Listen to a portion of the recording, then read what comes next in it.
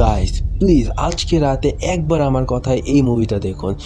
আপনারা নিজে দেখে থ্যাংক ইউ বলে যাবেন। রাতের 10, 11, 12 যতই বাজুক, যখনই আপনার এই মুভিটা দেখা স্টার্ট করবেন, মুভি শেষ হয়ে যাবে কিন্তু আপনারা বুঝতেও পারবেন না যে মুভিটা কবে শুরু হলো আর কবে শেষ। কারণ এই মুভির কাহিনী এত জোরদার, ইন্টেন্স, মিস্টিরিয়াস আর গ্রিপিং যে আপনারা 1 সেকেন্ডের জন্যও এদিক ওদিক নজর সরাতে পারবেন না।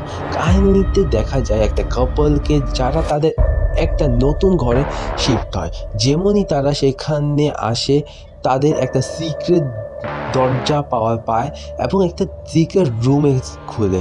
সেখানে প্রচুর অদ্ভুত জিনিসপত্র পড়ে থাকে। স্টার্টিংয়ে তারা কিছু বুঝতে পারে না যে ওই রুমটা সেখানে কেন আছে, ওইটার মিস্ট্রি কি। কিন্তু একদিন তারা একটা সিক্রেট জানতে পারে যে ওই রুম তাদের প্রত্যেকটা উইশ ফুলফিল করতে পারে। স্টার্টিংয়ে তারা এই বিষয়ে খুব এনজয় করে, তাদের সব উইশ ওটা পূরণ করায়। কিন্তু একদিন তারা এমন একটা উইশ করে ফেলে যার পর তাদের লাইফ পুরোটা চেঞ্জ হয়ে যায়। যতই কাহিনী আগায় প্রোগ্রেস করে ঠিক তত ইন্টেন্স আর মিস্টিরিয়াস হতে থাকে। লাস্টের 20 মিনিট তো এত বাজেভাবে কনফিউজিং যে আপনি ভাববেন একরকম আর হবে অন্য কিছু। মুভি শেষ হলে আপনার মনে শুধু একটা কথাই আসবে যে এমন তো আমি ইম্যাজিনও করিনি। মুভির নাম হলো দ্য রুম। এটা প্রাইম ভিডিওতে হিন্দি ডাবের সাথে দেখতে পেয়ে যাবেন।